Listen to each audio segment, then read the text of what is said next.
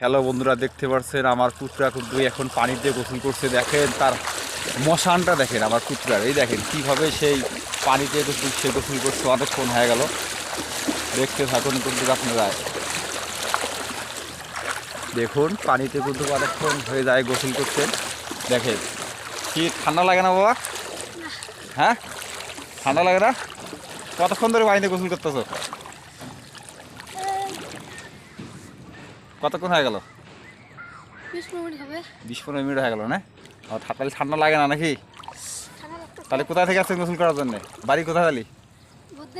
হ্যাঁ, বৈদ্যের বাজার। বৈদ্যের বাজার কোথায়? হ্যাঁ, আজারহাট। ও আজারহাট জেলা। বাবা, বহুদূর থেকে গোসল করতে আসছেন। কোথায়?